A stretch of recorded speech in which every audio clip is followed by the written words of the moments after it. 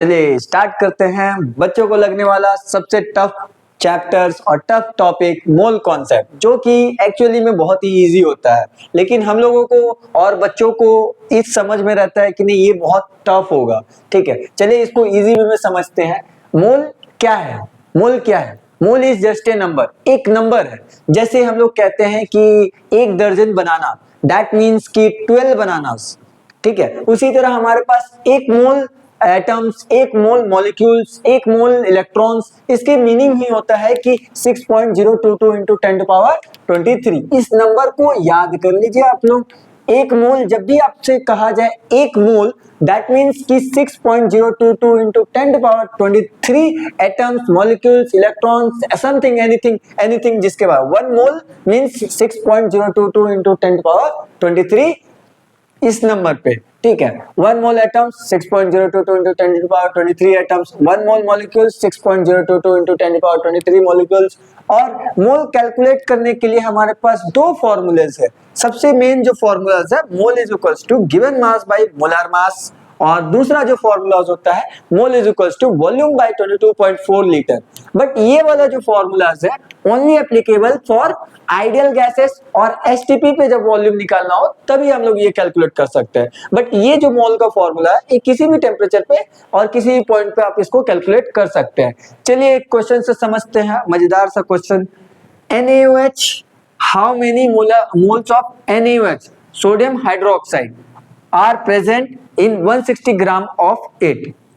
तो ध्यान से देखिए, मोल्स कैलकुलेट करने बोला जा रहा है और जो आपके पास गिवन मास है वो कितना दिया हुआ है, mass is equals to 160 gram.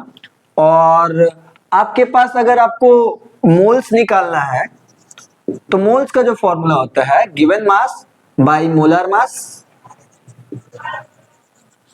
Given mass आपके पास गिवन है 160 ग्राम, बट मोलार मास नहीं दिया है। अब इस मोलार मास को समझते हैं, इसको कैसे कैलकुलेट कर सकते हैं। मोलार मास जो आपके पास केमिकल्स या जो भी आपके पास दिया हुआ है कंपाउंड, उसके नेम को लिखते हैं NaOH। सोडियम, सोडियम की एटॉमिक नंबर कितनी होती है? अप्रोक्सीमेटली हमारे पास सोडियम की एटॉमिक नंबर 11 होती है, और 11 को अगर ट्वाइस करते हैं तो हमारे मिलता है 22, और 22 से थोड़ा सा स्लाइटली बढ़ाते हैं 23 इसकी एटॉमिक मास होती है, और ये एटॉमिक नंबर है।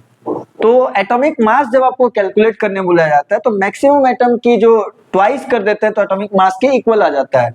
जैसे हमारे पास कैल्शियम के लेते हैं, एटॉमिक नंबर कितनी होती है 20, एटॉमिक मास कितनी होती है 40। और अगर हम लोग नाइट्रोजन की बात किया जाए तो एटॉमिक नंबर होती है 7 और एटॉमिक मास होती है 14। ऑक्सीजन की बात करें तो एटॉमिक नंबर होती है 7, एटॉमिक नंबर होती है 8 एंड एटॉमिक मास होती है 16। तो इसी तरह इसको भी अगर कैलकुलेट करें तो ये 23 प्लस ऑक्सीजन का 16 प्लस हाइड्रोजन का 1, ऐसे अगर कैलकुलेट करें तो इसका जो मोलार मास है वो अप्रोक्सीमेटली 40 के आ गया। अब अगर हम लोग इसका मोलार मास निकालते हैं तो मोलार मास आपका हो जाएगा 40, और कैलकुलेट करते हैं तो ये 4 मोल, तो मोल कैलकुलेट हो जाएगा। This is your answer.